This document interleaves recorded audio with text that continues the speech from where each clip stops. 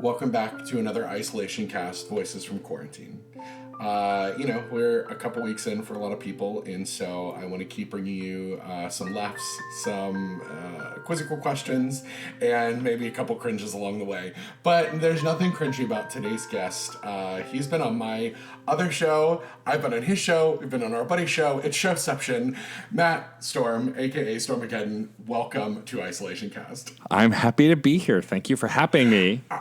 Of course, I'm so happy to have you as well. It's been, I've spent a lot of time with you and our friend Rachel Quirky Shake over the last couple weeks, which is lovely for me. I absolutely love it. So, if for anyone who doesn't know who you are, could you just tell us a little about yourself? Sure. So, I am primarily a DJ and a podcaster. I work on a lot of other stuff. I guess I can say I'm primarily a streamer as well. I'm on Twitch, mostly streaming lately Animal Crossing because it's, like many people, saving everyone's life.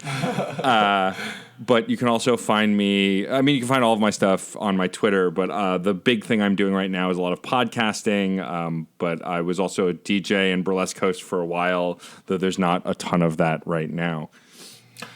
I can imagine. Though it's, like most good burlesque and like drag performers and musical theater performers, I kind of love to lump them all in together. Because like if they're being told they can't do something or like something's not going to work out, they're going to find a way for their content, their art, and like something creative. There is going to be an outlet.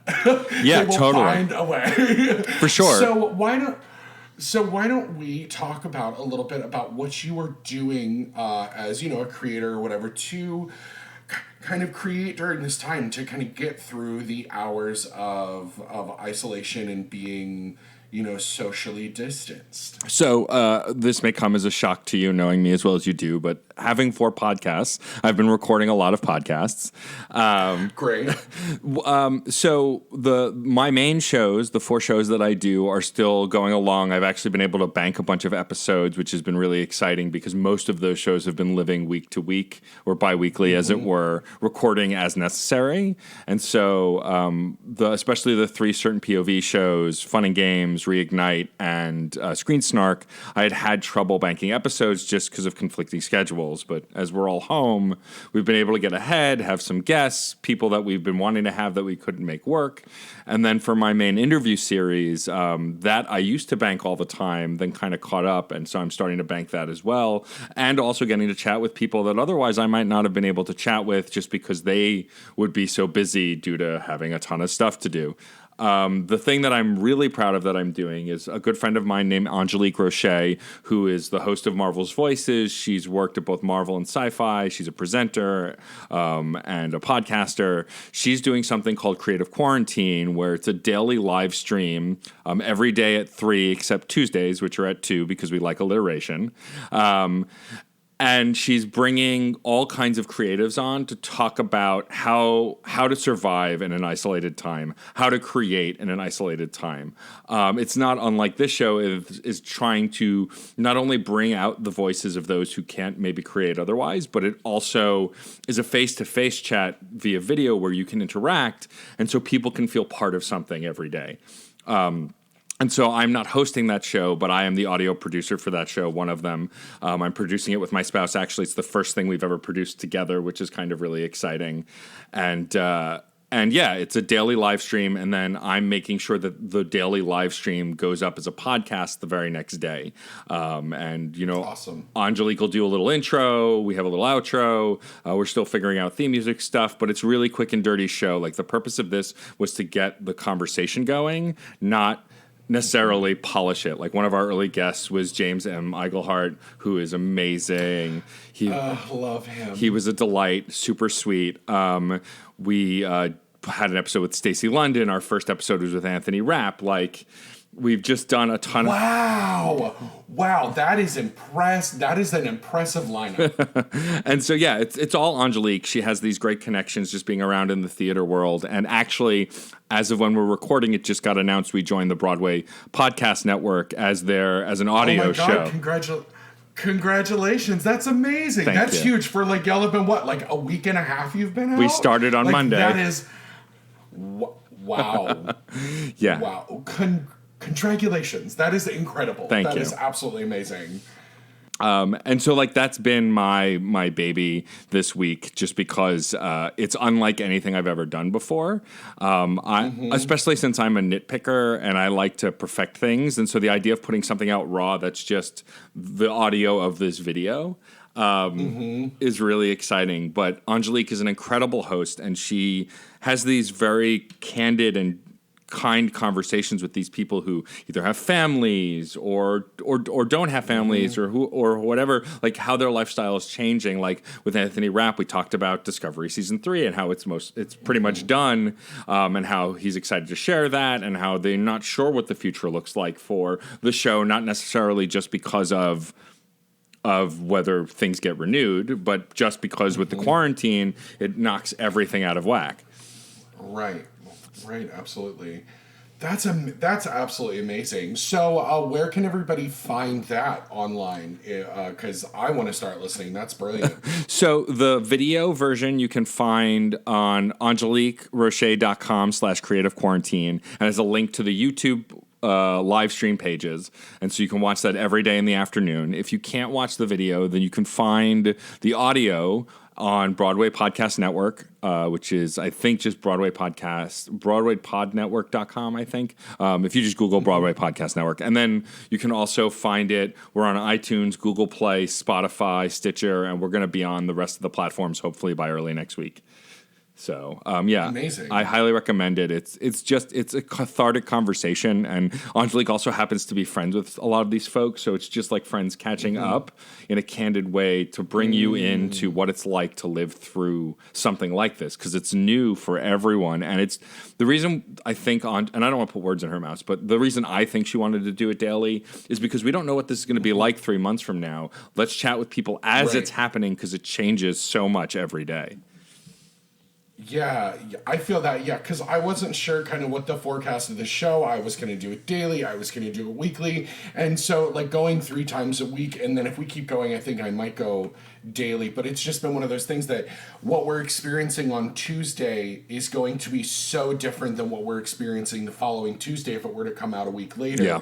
And then, if we're trying, because the one thing I was told when I started a podcast was make sure you always have a backlog, which I have not always been able to keep up with. But I've always tried to have at least one in the can before the next one comes out. Sure. But yeah. So it's one of those things that this is happening in such a unique way that we are getting to experience so different from like.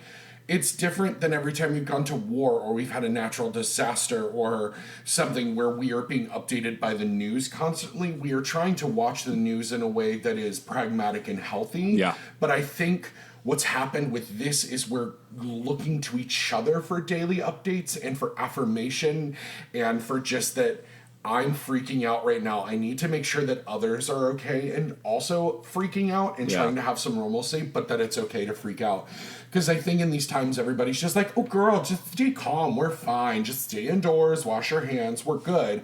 But I think, it's okay for highly anxious people or people like myself who are neurodivergent, who can't always know how I'm going to feel in an hour, 2 hours, that I need to be able to look and go, okay, this person's also having a really rough struggle. I find solace in that we are both struggling through the internet together and that we're going to be okay in a couple hours. But like, this is unprecedented, and this is something that a lot of us have not experienced in this way. So I think it's okay for us to have these things where we can look to other people, especially because those are people that like now people have looked up to Anthony Rapp since Rent and James Englehart Monroe since Aladdin and Hamilton and these things, that it's just really, really good to have those things and go, oh, those people that I admire are also struggling or are doing these things, so I should maybe be doing these things too, just because they're going to bring me joy or I'm going to fill the time. So that's brilliant. I love that y'all are doing that. Yeah, it's really interesting. A telling thing of the times actually is my Instagram. So, while I hate the term content creator because it just feels empty, essentially that's what I am. And like my Instagram and Twitter have blown up in a way recently that I was a little unexpected. But what's really cool about that is going on Instagram now, there are at least 5 or 6 people in my stories that are live. doing a variety of stuff. And like these are people who might have never gone live before all this happened. And so I think it's really interesting that these people are finding a way to create. I mean, we talked about briefly DJing and burlesque earlier. A friend of mine who's a producer, he's doing digital burlesque shows where people are just live streaming their burlesque acts from their home. And I think that's really brilliant. And you can tip them online between Venmo and PayPal and whatever else. And I think that's a brilliant idea if you want to keep creating. Like, I'm very lucky that, at least for my podcasts, I wouldn't say the quarantine helped it, but it didn't really hurt it either because it's given me more time at home to schedule stuff. Like my good friend Jeff Moonen, who I adore with all my heart, is my co-host for Fun and Games, is very busy and a little bit of a flake, and he knows that. And like, so scheduling has been difficult, but because we're both home all the time, it's like, yes, let's just bank episode after episode and get this in while we can, because who knows what's going to happen. God forbid one of us gets sick. God forbid someone close to us gets sick. Like, this will allow us to pad the runtime while we figure out what the hell is going on with this thing. Right. Yeah, no, I feel you. It's been interesting because, like, being a grad student and also teaching, it's part of my thing here that I always feel like I have barely enough hours in the day. And so my side projects, which are my side projects for reasons and things, I then have to go, oh God, when am I going to squeeze them in? Where now, while I am actually way more busy than I was having to like walk into my office every day and walk into classes, I now oddly have a much more unified schedule that is syncing up with my body in a way that like I'm actually able to get these things done. And I'm, I think it was Tuesday, I recorded 3 different episodes, 2 of Don't Whip and Dreams and 1 of this. And it was one of those, I laid down at 1 a.m. and went, I am so tired, but I got more done today than I have in the last week.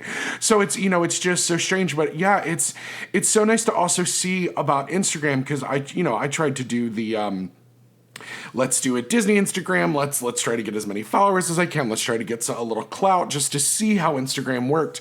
And there's this line of people who have the over 10,000 and the under 10,000, where there's the, over 10,000 as the sponsorships and some of the features that Instagram gives you, and you just have different things. But what's really nice is seeing, I don't want to say seeing those people going crazy, but seeing those folks who are actually really lovely people, seeing them pull back that kind of filtered curtain, if you will, that Instagram is. And like, so they'll still be like a cute gay thirst trap picture, but they're just like, is anybody else going crazy? Because like, I'm just going crazy right now. Someone tell me that it's all okay. And it's really nice to like see them like not...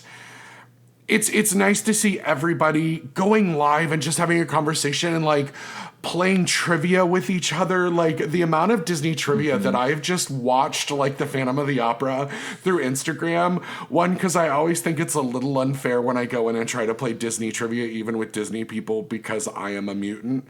So when it comes to trivia, especially Disney trivia. So like, it's nice to see the human side of some of, these apps that are kind of actually pretty toxic in many ways.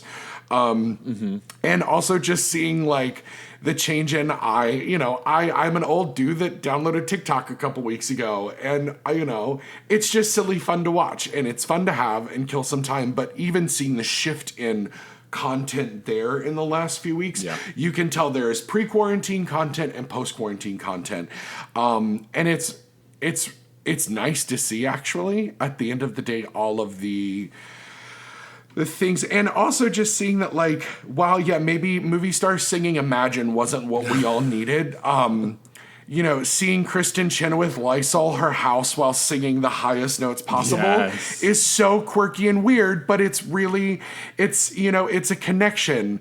And it's just nice to see, like, Chrissy Teigen begging for lettuce on Twitter, which is just And then like meeting a fan off Twitter and exchanging them banana bread because that's what they've got. Well, that's what she and John Legend have at home right now. Yeah. She's baking it. And like, it's just so interesting to see, you know, while they're still celebrities and they're still that thing, but even it's on all levels. I've seen a kindness that I had not seen before, especially between people of fans. I mean, right now it's really funny just to see Tiger King uniting the internet. Yeah. But you know, it is honestly, it's kind of refreshing, and it's one of these things that I hope we do not see shift back after whenever things shift back, because I don't think life's ever going to go back to the way it was, and that is okay because it shouldn't.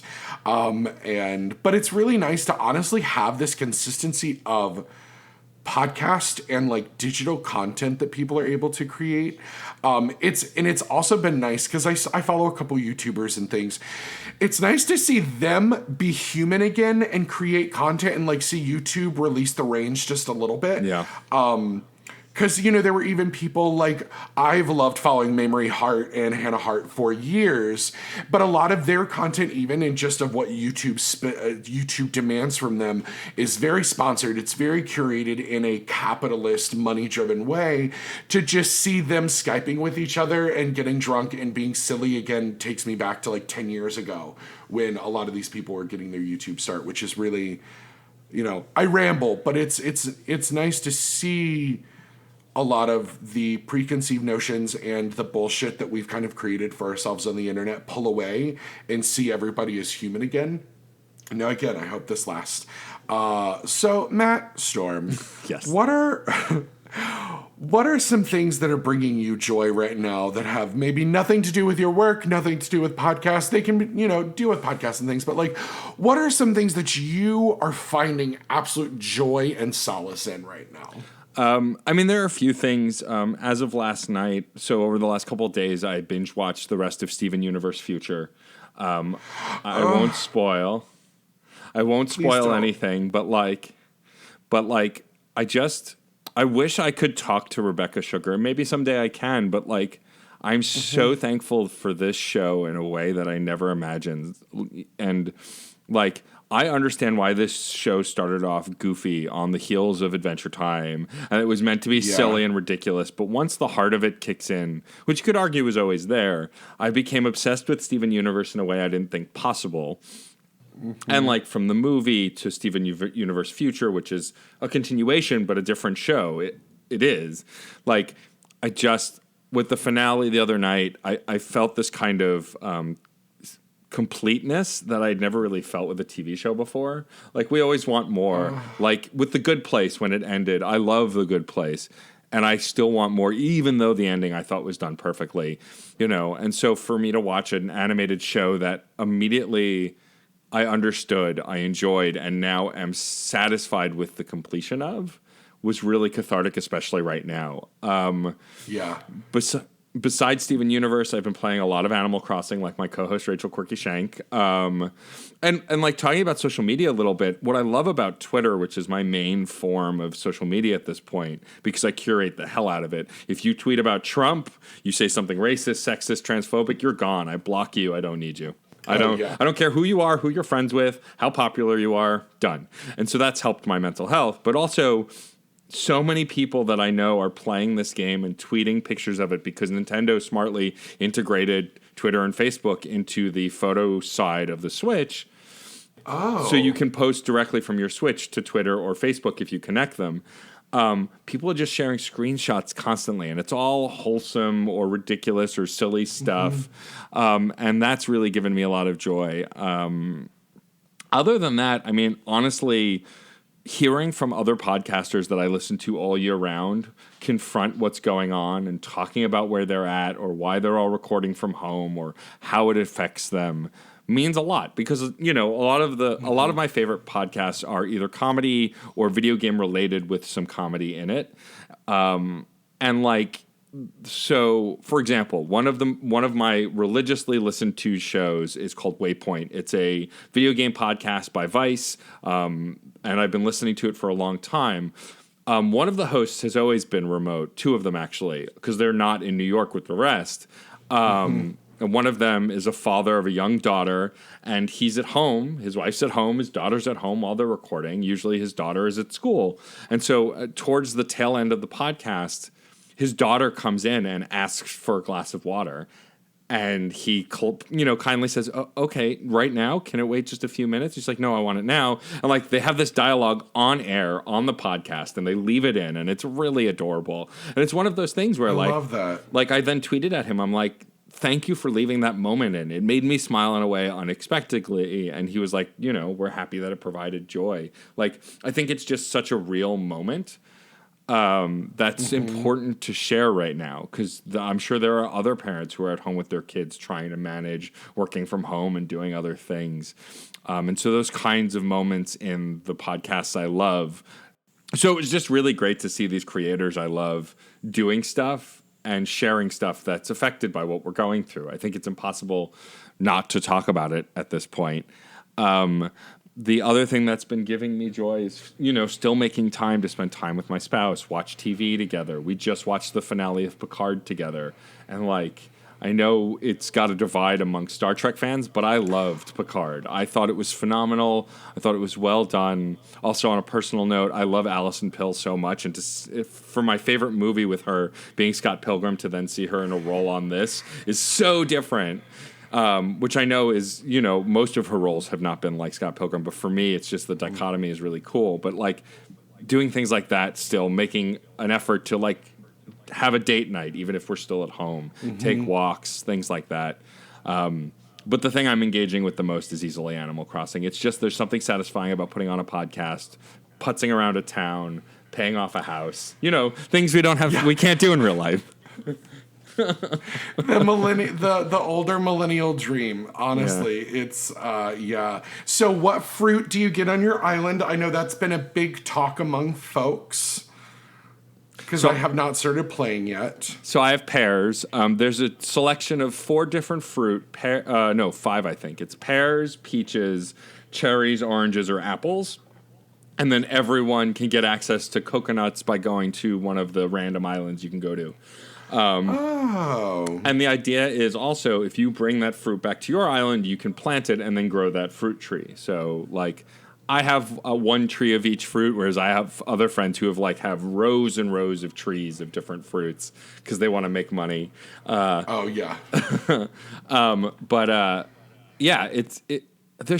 I think the thing that I love the most about Animal Crossing, and I'm not a diehard Animal Crossing fan. I've liked the previous games, but this one feels like it came out at the right time, and it's why I'm more invested in it than ever. And that's to say, the people who've been as excited about Doom Eternal, which is the Doom 2016 sequel, which came out on the same day, I get why that's exciting too. The idea of violently ripping demons in half is and having this power fantasy. Doom guy is the most powerful guy in the universe.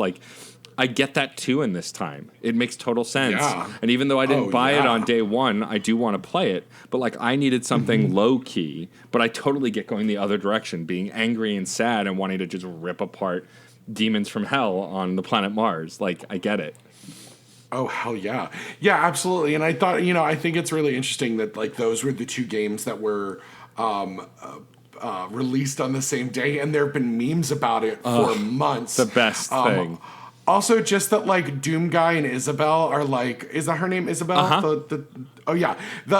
All of these fans have been making really great, online content of them together, just, being savage. I adore. I think it's so funny and interesting. And yeah, everybody's talking about Animal Crossing. I have to get it. I've honestly never played any of the franchise before. Okay. So I only know it from I think that I've always thought the design is really cute. It's a really interesting world. But just kind of watching everyone play, I go, oh, I want it. I want an island. So I will probably download it, or I know I don't really want to go to my local Walmart just to buy a video game. No. So I will probably download it. But we'll figure that out. But I think it's now. I know because you're a gamer, you love gaming. I found just happenstance this cute British boy does a gaming channel on YouTube. it's someone like linked on Facebook that I clicked on, and he was talking yesterday about a game called Kind Words. Have you heard about this? I have heard of game Kind yet? Words, yes. It is. I've made the point. I have literally time in my schedule today to like pay the like $2. I think is what it costs. And it is for anyone out there who feels like they don't know what to do right now. I think this actually might be fun for them or cathartic for them. And it reminded me when I saw the video of it, I was like, oh, this looks like someone who really is inspired and loves Animal Crossing and was inspired to kind of code this game. And it's literally, you get letters, you send out letters, and you get letters back. They're anonymous, and it is to send kind words back, and literally kind words back and forth. And there are trolls, but they have ways to report and do those things. And that's literally what the game is. And if you love someone's letter, you can give them a sticker when you send it back. And I watched it and I almost cried because I was like, this is just so wholesome, and I can't imagine. One, how helpful it is right now, but also how helpful it must be to like maybe live in a place where your identity is questioned or is dangerous to identify as that person, and you're able to, speak to people, get help, but also just, I have people who are like terminally delightful and terminally kind and terminally wonderful, and to, like, this just seems right up their alley, and I meant to actually share it to I'd copied it to go to your Facebook to share it, and then you had shared something that I then fell down a K-hole, and hours later went to bed and went, oh shit, I never shared that thing to Matt Storm. It's fine, I'll bring it up tomorrow when I talk to him. But yeah, it's really nice also to see, like, I've been playing way more Pokemon Go than I think I had been. Like, and I always play a lot of Pokemon Go. But they've also, again, very smartly, Niantic has made it so you can play from home in a way that, has been nice. But also, I have a big apartment complex, so it's been nice to, like, go walk around and just play a little more, especially now that we have so many Pokemon and more Pokemon are popping up and it's a psychic event. But, it's really nice to see people who don't typically game or used to game are now gaming again because of this, because they're having some time, and it's something, especially if you have the games, that like it's really nice to see, because I'm someone who will recess into gaming as a way to cope with things, and which, always might not be the healthiest, but it's really nice to see. And I think it was nice to know, especially for those of you guys in New York. It's like my sibling on that Tuesday before, she was like, I swear to God, if we get quarantined before Friday, I don't know what to do. So I guess, it's really nice to see. And I've been living for the content, all the nerds that like specialize this costumes and stuff for my sister has a Hufflepuff robes on her little person, which I love. So it's just been... That's been so nice to see. But you brought up StevenUniverse, which is something I am insanely passionate about, and I can't ever thank Rebecca Sugar enough for the show. Yeah. And I know, and of course it has a very toxic fan following, which is shocking considering how perfectly delightful this show is, and should lead to a not toxic fan following. But I, for reasons, have not seen the movie or any of Future yet. Because I'm not ready for it to be over. And because it's been that weird thing where Cartoon Network didn't know how to appreciate the thing they had, and there was lots of like holding and production and all these things. And so, there was that year, like the last 2 years, we got 12 episodes in, 20 months. And so, it's one of those things that it always came at the right time. And who would have thought that scheduling the StevenUniverse movie, the finale of Future in a global pandemic was, that it would end up being a time of global pandemic. Right. I want to talk about your love of StevenUniverse just a little bit for me, and kind of what drew you to the show originally, and what kind of what you find is just really special about the show, because I find I'm still begging people to watch the show. Yeah, sure. I mean, so it's a couple of things. I think I definitely didn't watch Steven Universe on my own. I feel like one of my friends was screaming at me about it. I don't want to name names just because I can't remember which one did first. But you know, I had been looking for something to binge. It was still on Hulu at the time, and I'd heard good things, and so I started to watch it. And like the first 4 or 5 episodes are tough to get through if you're just not into watching something goofy, because the first 3 or 4 episodes, 5 episodes are pretty goofy. You don't know a lot about Steven. He's kind of over the top and very, you know, it is very cartoony. But what drew me to it beyond that is the heart of this family, these characters who I identify with, and who I really liked, and who I saw myself in certain characters' aspects. Like, I don't think I identify with a specific character. I think Garnet is my favorite character. I just love her. But I don't know that I particularly identify with any character specifically, but there are definitely struggles that Steven goes through as far as growing up or finding out about his parents or making new friends. Or you know, feeling uncomfortable, that I can relate to. And even in Future, without spoiling, the whole point of Future is to show Steven as a young adult and what he's going through post the movie and everything that happened during the movie.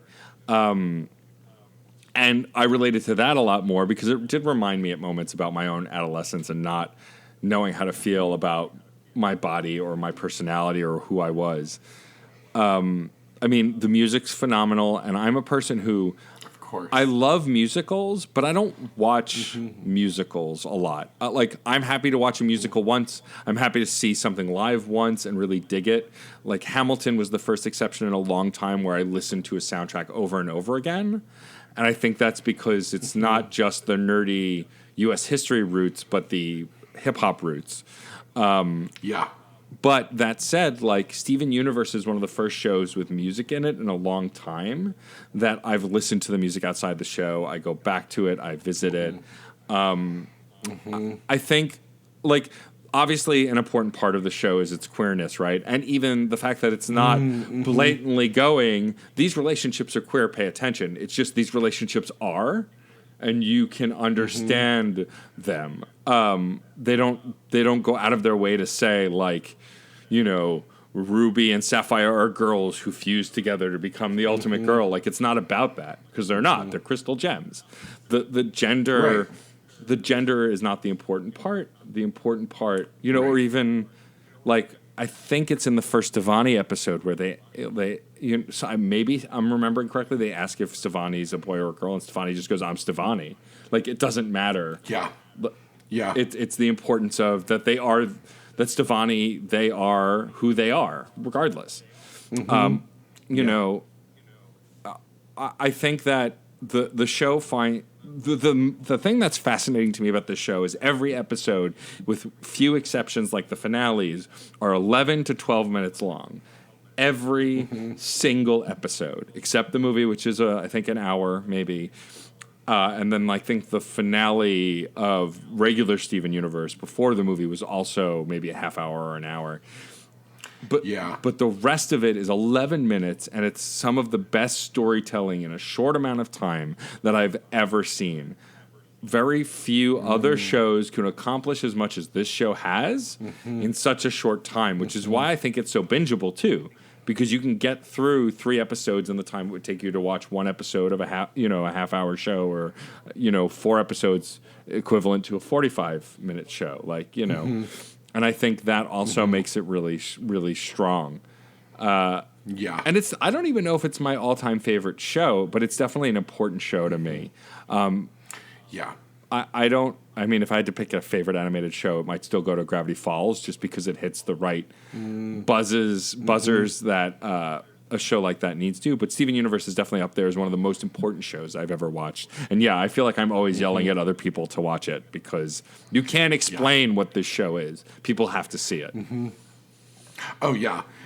It's one of those that it's like, especially for queer people who like media or comic book queer people, like I find that it's really good for them. Yeah, it was Tumblr where I saw the character designs, and I'm a slut for a good magical girl series. Like, Sure. I just like, and so I saw the character designs and went, huh, those are weird. I'm here for it. And then I was like, I don't know what this is, but it kept showing up once I started like liking and like like sharing it, and I went, huh, and then eventually I found it, and I was like, have you guys heard of this thing? And my friends were like, what do you mean you haven't watched it yet? And I mean, and that was back, oh God, probably season 2-ish. Yeah. And so it's been a delightful ride, but I feel like I'm going to give up strength in the coming week of quarantine now that I know it's done. Yeah. That I can emotionally sit and watch the movie, watch all the Future, and then just not be human for a couple hours and then rejoin. And then rejoin society, because I think that's what I'm going to need to do. I know how I can foretell how manipulative Rebecca Sugar loves to be of my heart, my emotion, my soul spot. And I just... yeah, it's a good time. Well, Matt Storm, thank you for coming on the show. I have appreciated this so much. We've kind of dropped it out through, but can you kind of give a quick, dirty rundown of everywhere online people can find you and the work you were doing? Sure, absolutely. First of all, I want to thank you for having me on. I adore Dole Whip and Dreams. I was a guest on the Aladdin episode, which is still my favorite Disney movie, problems and all, and we discussed that. Problems and all, we do. But I'm happy to be here. And yeah, so people, I mean, the best place to find me is on Twitter at DJ_Stormageddon, but also if you have Twitch and you like watching people play video games, particularly not very well, I highly recommend checking out twitch.tv/DJ_Stormageddon, which is where I stream. And then you can find 3 of my podcasts on certainpov.com, which is the Certain POV Network's website. Those 3 shows are Screen Snark, which is a bi-weekly TV and movie podcast. As of this recording, we've already recorded with Matt, and his episode will be out very soon. And I highly recommend it. I do that with Rachel Quirky Shank, a previous guest of this podcast. I do Fun and Games with Jeff Moonen, which is a general gaming podcast where we find specific topics within the gaming world to discuss and expand on. Recent episodes have been about silent protagonists in games. We've talked about my trip to PAX East. We've talked about favorite indie games, gaming soundtracks. We never try to rate games. We may do that in a separate feed at some point, but it's more important for us to just celebrate the joys of gaming or the problems in gaming. We've talked about video game crunch and how that's ruining the game industry and things like that. The 3rd show on the network is Reignite, which is a podcast about the Mass Effect trilogy, at least for now. And me and my co-host MJ are replaying the games, putting us in the role of the lead character, designing them to look like us, and making decisions as if we'd make them, and then discussing why we made those choices. We're almost done with Season 2, which is the 2nd game. Then we move on to the 3rd game in Season 3, and then we'll probably do Andromeda in Season 4, which I have yet to play. So if you're a Mass Effect fan or just a fan of storytelling games, I highly recommend that one. And then my final show is an interview series called Crash Course Autographs. That's not on the network, at least yet, but who knows? Anything could happen. But that said, that's an interview series that I've been doing the longest out of all of my current shows. And I bring on all sorts of guests, from musicians to podcasters to photographers, comedians, burlesque performers, DJs, pretty much anyone who wants to talk. And we just have a casual conversation about the work they make and why they do it. As of when we're recording, I just recorded an episode with the incredible Mega Ran. It's his 2nd time on the show. He's a nerdcore rapper who got his start rapping over Mega Man songs and now is this prolific creator who's done a whole shitload of stuff. And so I definitely encourage you to check that out. But that's it. Yeah, if you can't remember any of that, just go to my Twitter at DJ_Stormageddon, because all of it is there. I am nonstop posting there, maybe to an obnoxious level, some people might say. I wouldn't think so. I mean, a lot of my Twitter feed is you, but that is not a problem for me at all. It's you and like Thirsty Gamer Boys, which is a brand for me, I guess. So Matt Storm, before I let you go, if you could give like maybe one sentence of kind of advice to everyone listening at home in kind of getting through right now, what would that be? Be kind to yourself. I think at the end of the day, we're all working from home, those of us who are fortunate enough to work. And we're going to push ourselves because we're home. There's no separation of work and home life. For me, as someone who does so much other content outside of my day job, I feel it all the time. But you're allowed to take time for yourself. You're allowed to relax, especially on weekends. For those of us who work 9 to 5s, if you normally had weekends free to go out and party and you can't now, sit on the couch and stare at the ceiling for a half hour. Like, let yourself relax. It's important to remember that once this is all over, whether you're an artist or not an artist, it's back to the grind. You're going to be making those things you want to make or doing the job you got to do. So until then, allow yourself to take time and be kind to yourself. And also wash your damn hands all the time. Wash your damn hands. Matt Storm, it is always a delight. It's always just so nice hanging out with you. So thank you again for coming on the show. My pleasure. Thank you for having me on. And hopefully when this is all over, you'll come back to New York soon.